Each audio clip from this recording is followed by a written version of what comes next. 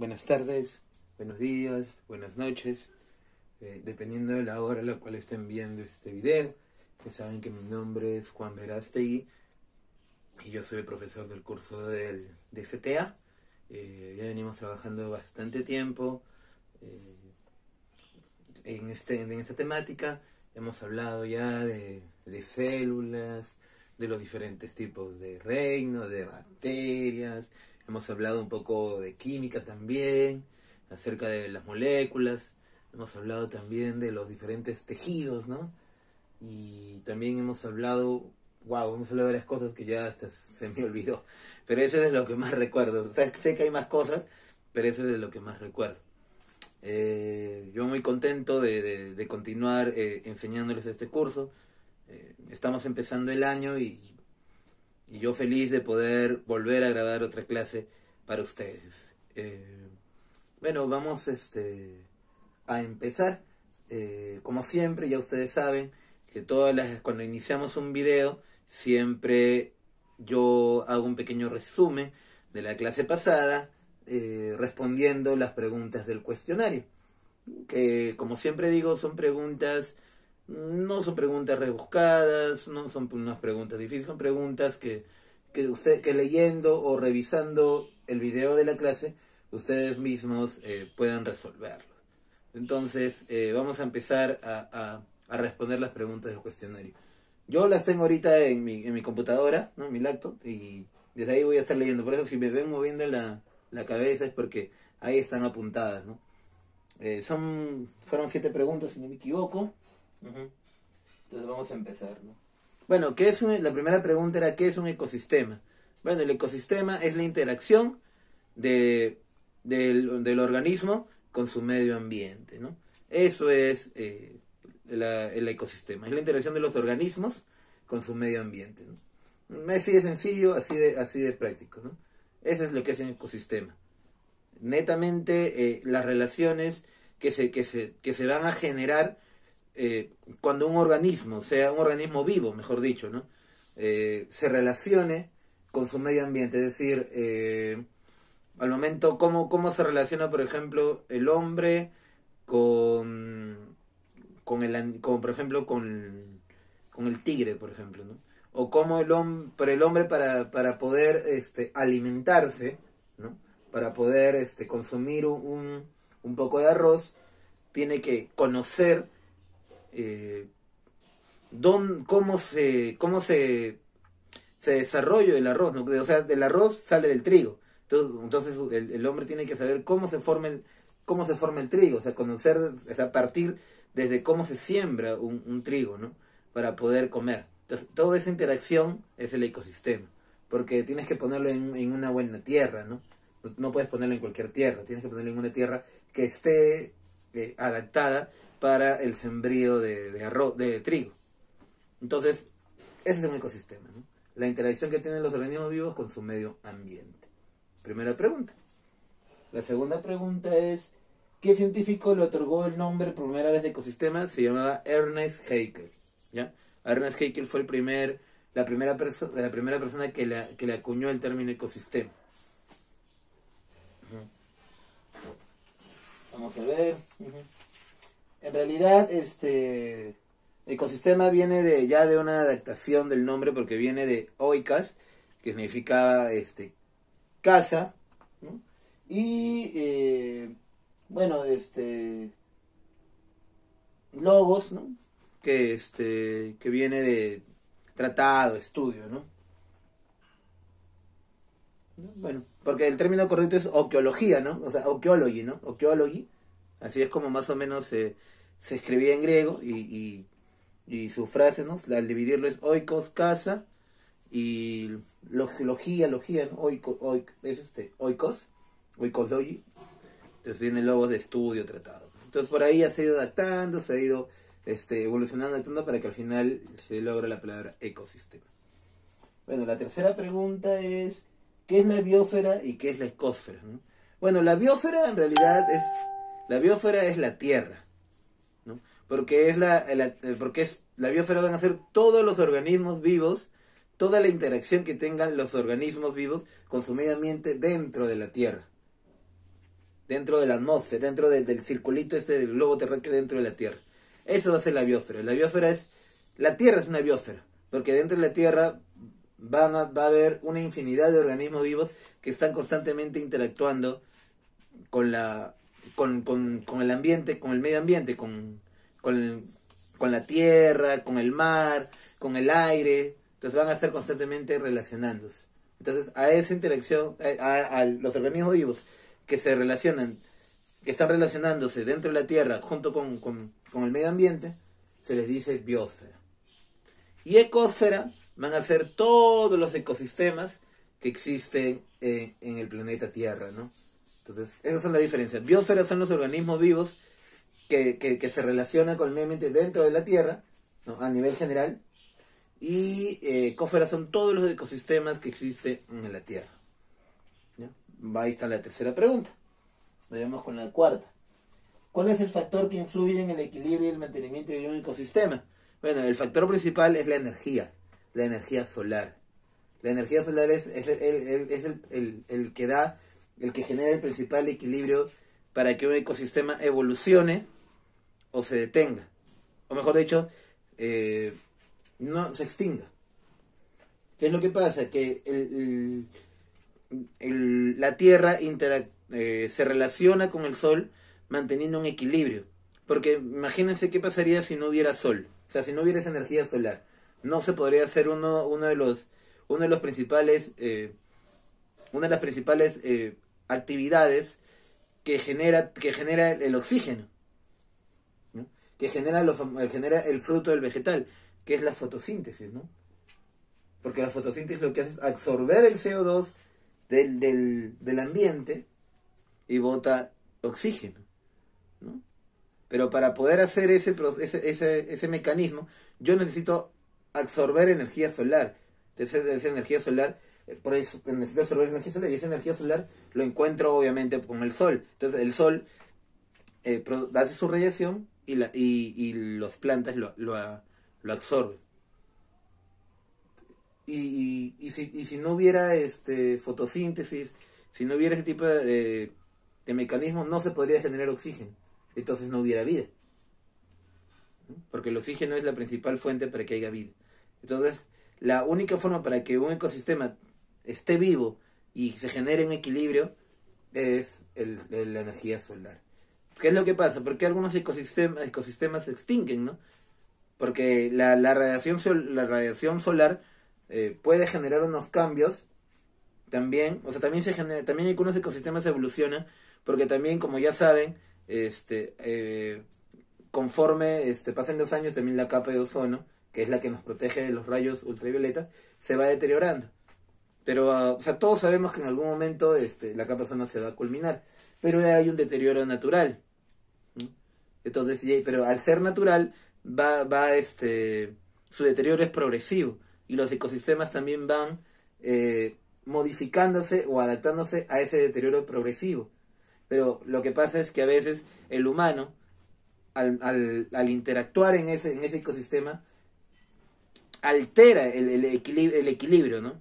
Altera ese equilibrio que están teniendo y hace que se modifique de una manera muy alterada, provocando la extinción de algunos otros tipos de especies, ¿no? O incluso malogrando el ecosistema, provocando de que fallezcan que se extingan, mejor dicho, algunos animales.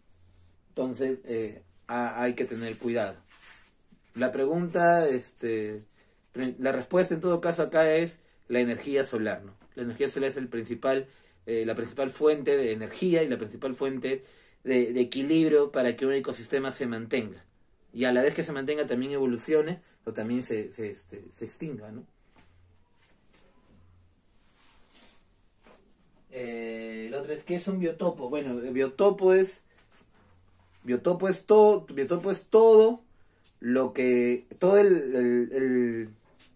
el ambiente, todo el territorio físico en la cual va a ser presente un organismo vivo. O sea, quiere decir todo lo que no tiene vida. El biotopo es todas las características físicas que existen en la Tierra y por lo tanto no tienen vida. O sea, es donde van a interactuar los organismos vivos. Ese es el biotopo. está el suelo, el mar, están las plantas. Entonces todo el territorio donde se va a movilizar, y también se va a movilizar y también va a afectar a los organismos vivos. Ese es un biotopo. Entonces hay que teniendo en claro esos conceptos.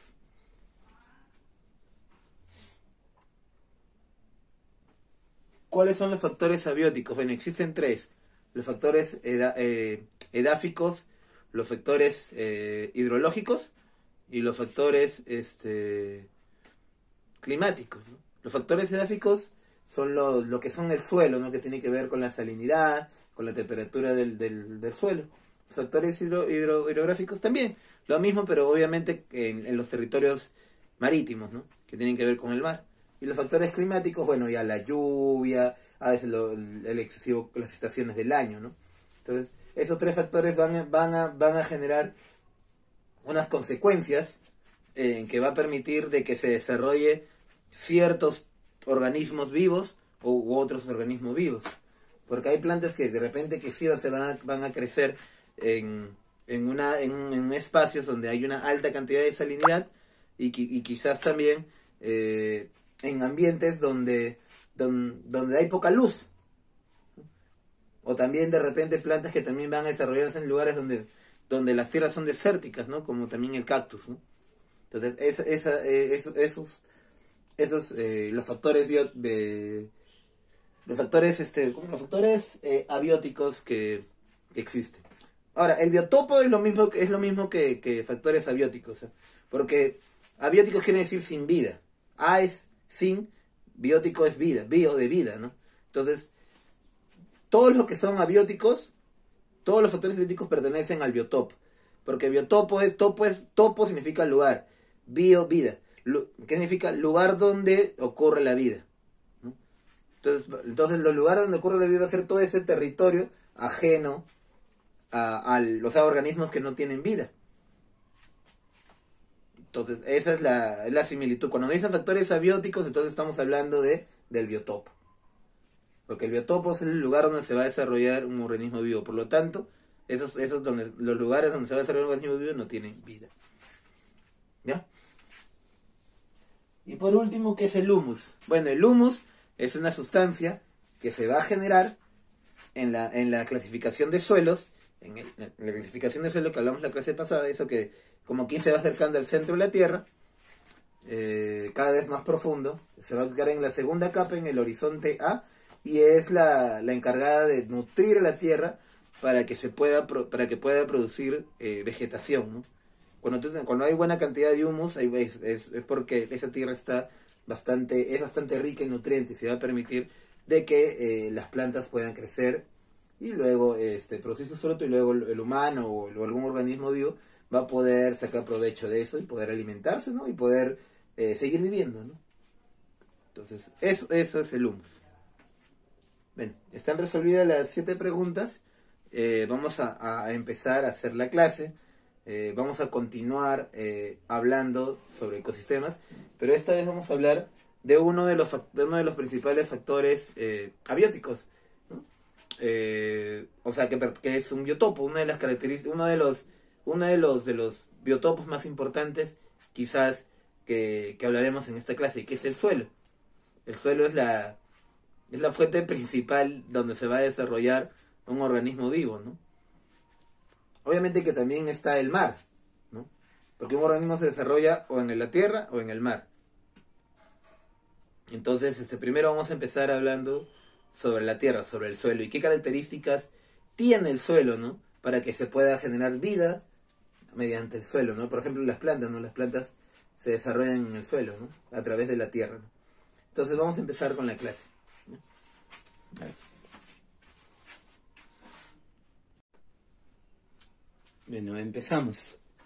Dentro del suelo hay diferentes tipos de propiedades, ¿no? Una de las propiedades del suelo es su salinidad.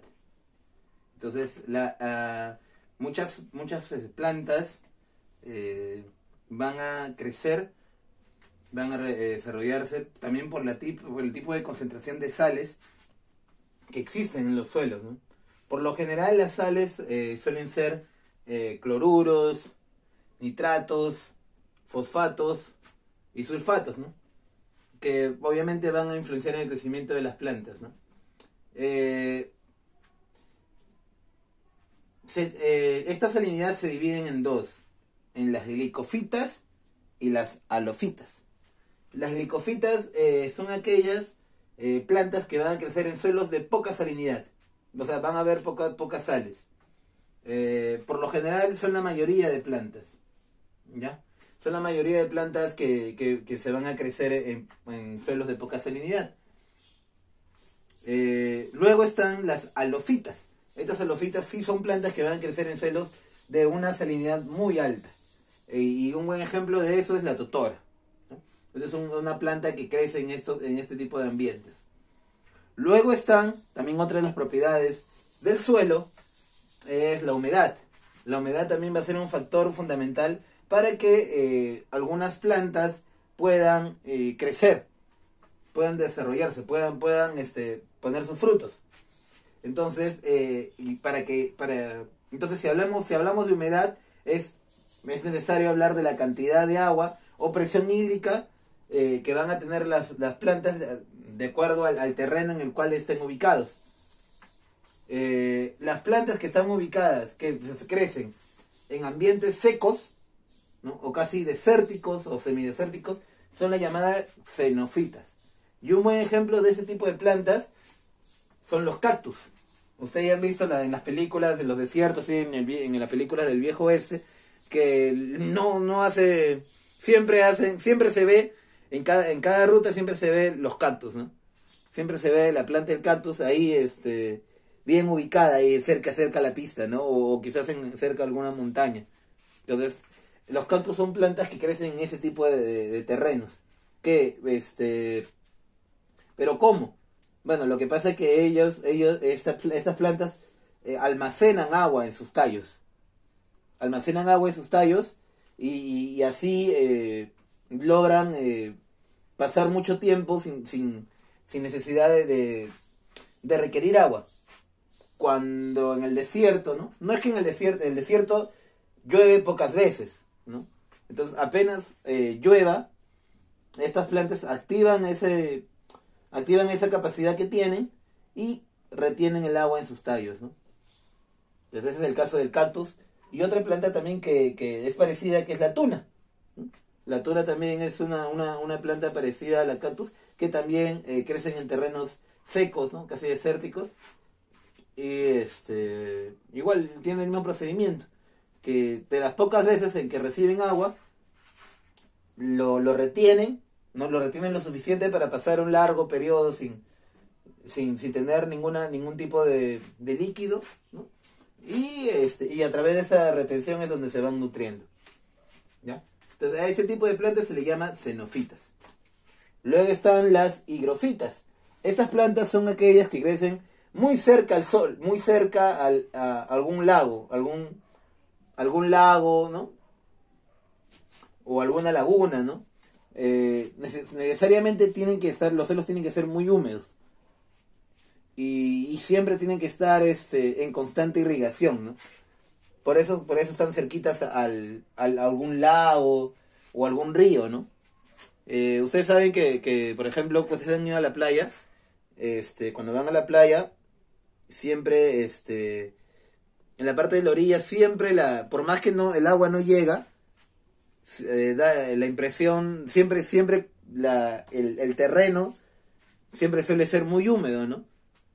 Es porque es tanta la filtración del agua que también la humedad llega hasta un espacio bastante más alejado que donde está todo el mar, ¿no? Todo ese mar, todo el mar, ¿no? Mejor dicho, todo el mar. Ya no voy a hablar de más, todo el mar.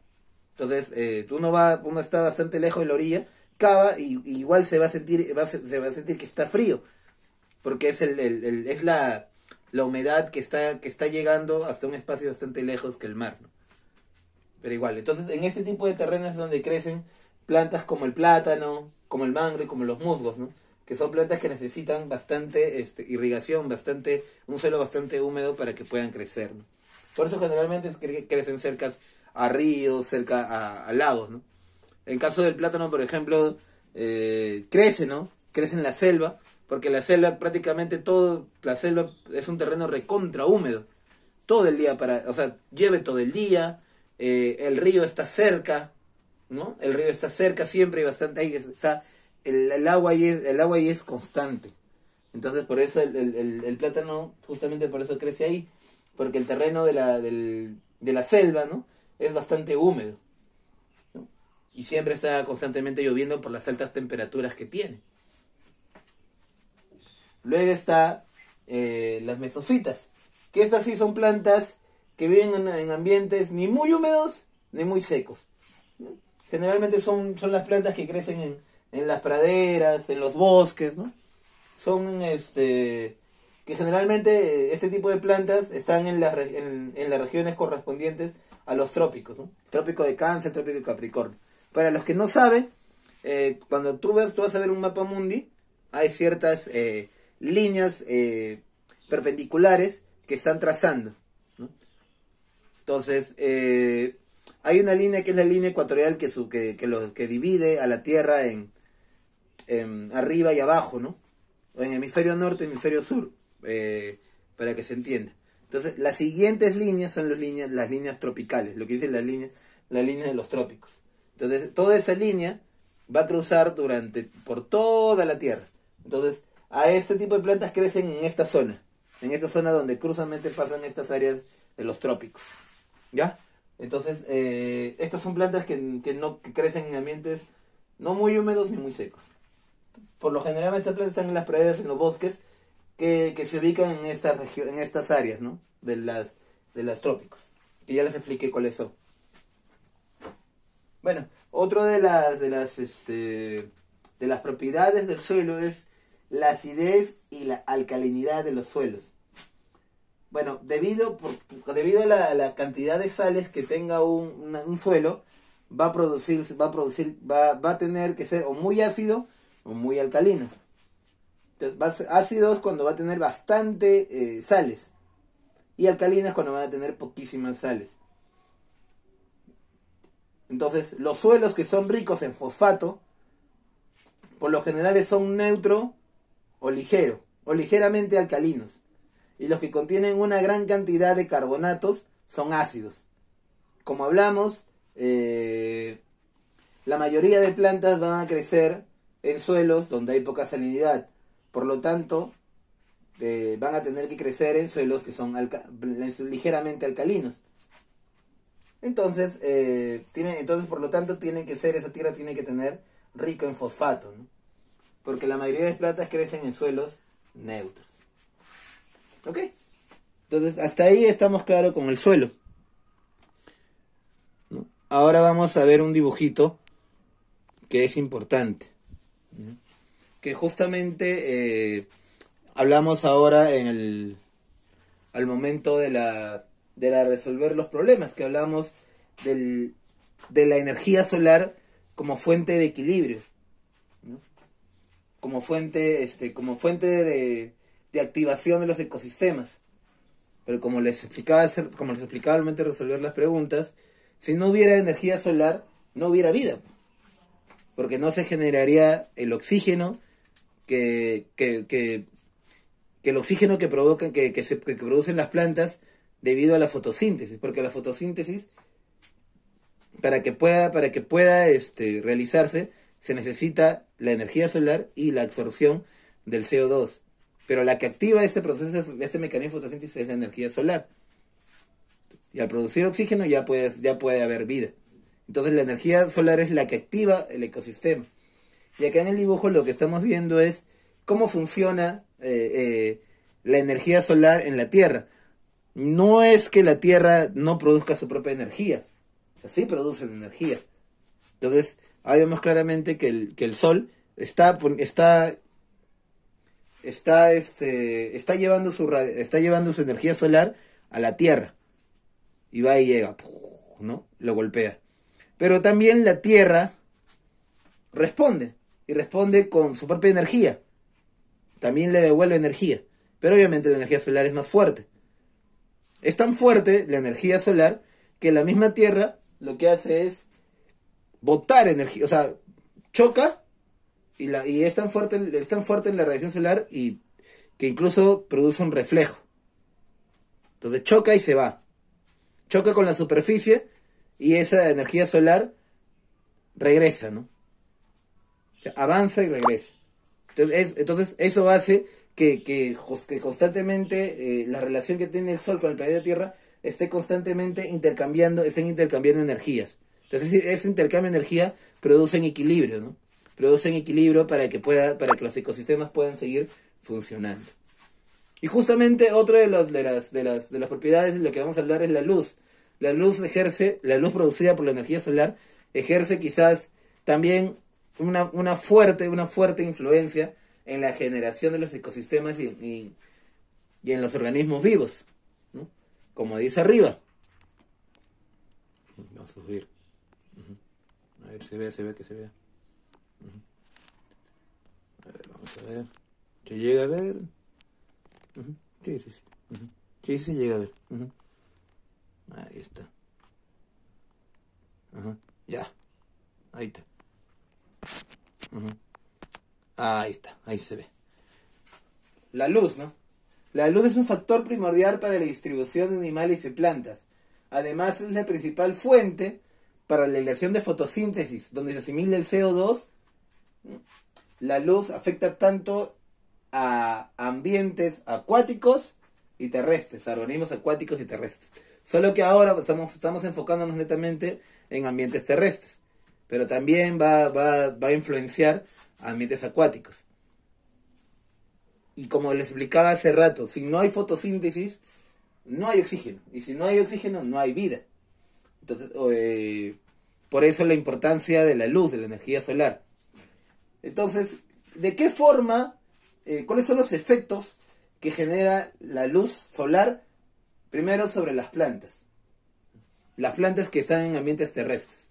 Entonces, en los ambientes terrestres, por la necesidad de luz, han sido clasificados en dos. En heliofitas. Heliofitas son vegetales, ¿no?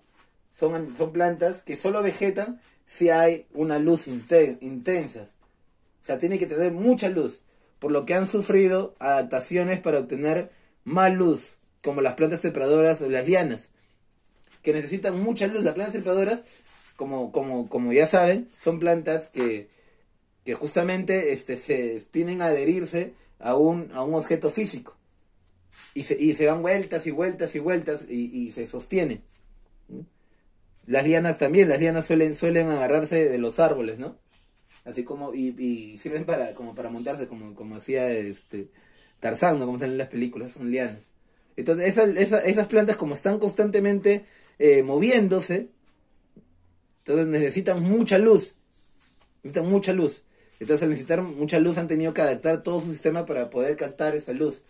Porque ya saben que la raíz, ¿no? Las plantas sí se mueven, pero los que no saben sí se movilizan.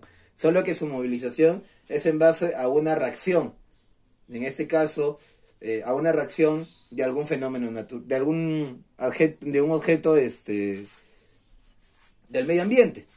En este caso es el sol. Y en este caso también es el agua. Pero por ejemplo, la raíz es la que absorbe el agua. Entonces, y las raíces se van a mover hacia donde esté el agua. Por eso la gente comete el error a veces de regar a la misma planta. Y eso está mal. O sea, no está mal, sino no es necesario hacerlo. Porque si tú haces un charquito de agua, las mismas raíces de la planta van a moverse y van a absorber ese charquito de agua, lo van a absorber para poder nutrir a la planta. En el caso de las hojas, las hojas sí se van a mover hacia la dirección del sol. Hacia donde esté ubicado el sol, las plantas se van a mover. Eso se le llama fototropismo. Entonces, así es como se van a movilizar. Entonces, este tipo de plantas que Dices, para poder desarrollarse se necesitan harta luz solar, luz intensa, se le dice heliofitas, ¿no? Que son las lianas, plantas trepadoras. También están las uñas de gatos y la sáliva, ¿no? Luego están las hesiofilias. Estas sí son plantas que se desarrollan con escasa luminosidad, o sea, no necesitan mucha luz. Como el caso de los musgos, ¿no? Que suelen crecer a la sombra de los árboles. O sea, los árboles se hacen tan grandotes, tapan, ¿no? Y producen un efecto de sombra. Entonces, el efecto de sombra, por lo general, suele ser más frío, suele ser más oscurito. Entonces, ahí crecen este tipo de plantas, como los musgos, que pertenecen a las hesiofilas. ¿Ya? Entonces, acá hay dos por los efectos de la luz sobre la distribución de las plantas, hablamos de dos, de las heliofitas y las hesiofitas. Las heliofitas son aquellas que necesitan de una luz intensa. Helio significa sol, ¿no? Tiene que ver con el tema de sol. Que necesitan mucha luz para poder crecer, para poder desarrollarse, ¿no? Como el caso de las lianas o plantas trepadoras, que necesitan mucha luz para poder crecer, ¿no? Ya que son plantas que constantemente están moviéndose, ¿no? Que están constantemente adhiriéndose a algún objeto para poder, que están adhiriéndose a algún objeto. ¿Por qué? Porque así es sus características, ¿no? Y las hesiofilias, que son plantas que no necesitan mucha luminosidad. Por lo general, crecen en la sombra de los árboles, como los musgos. Otra de las propiedades que tiene la luz es la fotoperioridad. ¿Qué es la fotoperioridad? Bueno, la fotoperioridad es la respuesta fisiológica, no es una respuesta, llamémoslo así, refleja, una respuesta de selección natural, una respuesta natural, ¿no? Una respuesta biológica, por así decirlo, adaptativa, vamos a llamarlo así, de supervivencia, de animales y plantas ante las variaciones de iluminación en las estaciones del comportamiento diurno-nocturno. O sea, el cuerpo va a reaccionar de acuerdo, tiene una reacción ya natural en la tarde, cuando es de día o cuando es de noche, ¿no?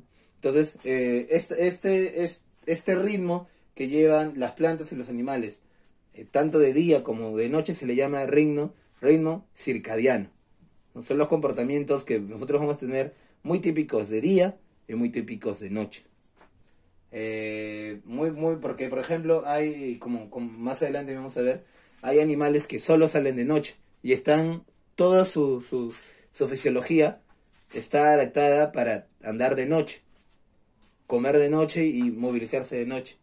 Pero hay animales que no están, su cuerpo no está adaptado para trabajar de noche, para mover de noche. Por ejemplo, en el caso de los hombres, por ejemplo, nosotros los humanos, los hombres y mujeres, nuestro cuerpo no está adaptado para estar haciendo trabajos de manera de madrugada.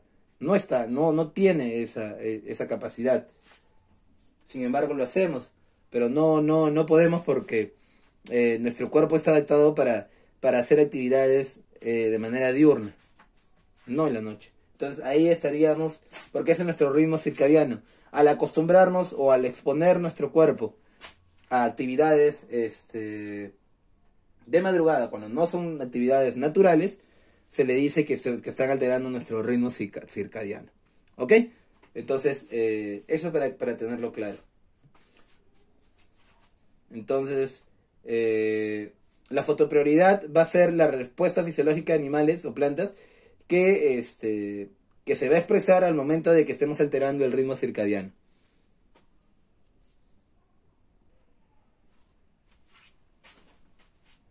Bueno, ahora continuamos con la otra de las propiedades, que es el efecto de la luz sobre las actividades de la planta. ¿Ya? Hemos hablado de efectos sobre la distribución de las plantas, este es sobre la actividad de las plantas, ¿sabes? No hay que confundirnos. Las plantas también, al momento de que son iluminadas, ¿no? Al momento que reciben la luz solar, eso influye al momento de la floración, o sea, de producir las flores. Entonces, se dividen en tres, ¿no? plantas macroemeras o de días largos, ¿no? Son plantas que florecen en verano y en primavera. ¿Ya? Son plantas donde de repente hay mayor captación, hay mayor luz, ¿no? Porque son los meses donde se hace más, se hace más, hace mayor calor, hay mayores días iluminados, ¿no? Entonces, este tipo de plantas que florecen en estas estaciones es la lechuga y el trébol, ¿no? Son plantas que florecen en estos días. Y se dice plantas de día largo, ¿no? Luego están las plantas microemeras o de día corto, que son plantas que florecen en otoño. Por ejemplo, están los crisantemos, la nochebuena, la bardana, ¿no? También se le dice, como repito, son de día corto. Luego están las plantas de día neutro, que son, que no inician que no florece cuando hay cambios fuertes, ¿no? En la cantidad de luz y oscuridad. Es decir, cuando lo ponemos en lugares oscuros o cuando lo estamos cambiando de luz a oscuridad, no florece. En caso son el tomate y el frijol. ¿Ya? Entonces, hasta ahí estamos yendo bien. Vamos a pasar a otro tema. No, perdón, a otra de las propiedades, que es, hemos hablado del efecto de la luz en la distribución de las plantas, en las respuestas que tiene los animales y las plantas de forma natural, de forma refleja, de forma de supervivencia, ante las variaciones que hay en la iluminación en las 5 estaciones, o también cuando nos comportamos de las diferentes formas de comportarnos de día y las diferentes de comportarnos de noche, que lo llamamos ritmo circadiano. También sobre los efectos de la luz, sobre la actividad de las plantas, ¿no? Que hace de que la luz provoca de que algunas plantas, debido a la cantidad de iluminación que tiene, solamente florezcan en verano y en primavera, que son las plantas macroemeras, como la lechuga y el trébol, o también las plantas microemeras, de día corto, que son plantas que florecen en otoño, ¿no? Que son los crisantemos, la nochebuena y bardana. Luego están las plantas de día neutro, que no inician la floración en respuesta a cambios en la cantidad de luz y oscuridad. O sea, a veces por las estaciones o a veces también por la movilidad, porque movemos las plantas, a veces, al momento de los cambios de estaciones, a veces hay días de mayor luz solar y hay días que de repente son más largos, que empieza más, que se oculta el sol más rápido, ¿no? Entonces, cuando hay estos cambios fuertes, la floración no inicia, ¿no? Entonces, son el caso del tomate y el frijol. Entonces, terminado esto, vamos a hablar ahora sobre el efecto de la luz sobre la actividad en animales terrestres. En este caso, la luz que va a afectar a los animales terrestres, básicamente va a influenciar en el ritmo alimenticio y en el reproductivo, ¿no? Porque hay, como lo explicaba hace rato en la fotoprioridad, hay animales que tienen hábitos diurnos y nocturnos. Por ejemplo, un animal nocturno, por ejemplo, el tema de los murciélagos, ¿no? Los murciélagos están constantemente, de día están constantemente durmiendo, ¿no? Pero de noche es donde más se activan y generan más movimiento. Entonces eso también es importante. Los búhos, por ejemplo, también. Entonces hay animales que solamente se pueden visualizar de noche, ¿no? Porque salen de noche y de día están durmiendo. Las variaciones de la iluminación influye también en los periodos de invernación y de estivación. En el caso, por ejemplo, de los osos, ¿no? Los osos, por ejemplo, cuando está llegando al invierno ya, ellos invernan. Se ponen, se juntan en varios y se juntan a una cueva, y en la cueva ahí se quedan, ¿no? Hasta que pase todo el invierno. Porque obviamente pasan un periodo de oscuridad, ¿no? Porque en la cueva no hay luz. Y ahí se invernan y se quedan ahí durmiendo, se quedan ahí hasta que pase el invierno. En el caso también hay algunas aves que, dependiendo de los cambios estacionales, también influye en el plumaje, en su plumaje, o sea, en el color de su plumaje.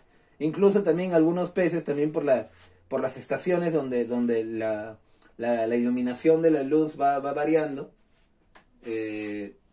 también en el desove los peces, ¿no? En el momento de poner sus huevitos, ¿no? Sus huevos también de los peces también varían mucho de acuerdo a los cambios estacionales. Entonces, acá hemos puesto un ejemplo también, que también es necesario tocarlo. Hemos dibujado acá hemos puesto un dibujito que también es importante, y que que es importante también saberlo. Que las nubes también influyen en las nubes que tenemos nosotros acá en la atmósfera terrestre, influyen también en reducir la radiación solar. ¿Qué pasa? Mire, por ejemplo, tenemos nubes que están mucho más altas, ¿no? Entonces, cuando las nubes están mucho más altas y pasa la radiación solar incidente, es como si no pasara nada, no le afecta, ¿no? Y todo surge como explicábamos anteriormente en el anterior dibujo. Pero en el caso de que hay nubes que están más bajas, o sea, están más casi pegadas ya a la superficie terrestre, ese tipo de nubes sí van a generar que la radiación solar se detenga. Entonces eso va a provocar de que haya menos luminosidad en el ambiente. Lo que hablamos también, que a veces como que las nubes también tapan los rayos solares acá, como en Lima, ¿no? Que a veces acá en Lima, por ejemplo, hay bastante cantidad de nubes. Eso hace que la radiación solar se detenga y dé la apariencia de que Lima es gris, ¿no? Entonces eso es lo que teníamos lo que quería hacerle notar, que la luz también, la luminosidad de los rayos solares también son afectadas también por la cantidad de nubes que también hay en el lugar, ¿no? Pero se va a perder la luminosidad sobre todo cuando hay mayor proliferación de nubes bajas, no de las nubes altas. Las nubes bajas van a producir que la radiación solar no llegue a la superficie terrestre y que genere poca luminosidad, ¿no? Provocando también de que no sé, bueno, todo esto, ¿no? Lo que explicábamos, ¿no? De que algunas plantas sí crezcan, de que algunos animales también cambien su plumaje, que también algunos peces también pongan sus huevos, ¿no? Porque los animales se mueven mucho con los cambios de estaciones. Entonces los cambios de estaciones son como que su principal motivo para que ellos realicen ciertas actividades, ¿no? Por ejemplo, primavera, por ejemplo, es donde la mayor cantidad de animales, por ejemplo, comienzan a procrear, ¿no? Porque es como que pasan del invierno, un periodo de invernación, un periodo donde están todos ahí con fríos, pasan a primavera, y primavera de nuevo regresa la luz, hay de nuevo mayor luminosidad, ¿no? Entonces es un periodo donde de nuevo se comienzan los hábitos reproductivos. Entonces eso es un poco lo que quería hablar en la clase de hoy. La próxima clase vamos a seguir hablando ahora sobre los ambientes acuáticos. Y nada, yo les voy a estar dejando las preguntas, y igual en la clase siguiente vamos a responderlas, ¿no? Entonces, ese es un gusto, estamos conversando, nos vemos en la próxima clase.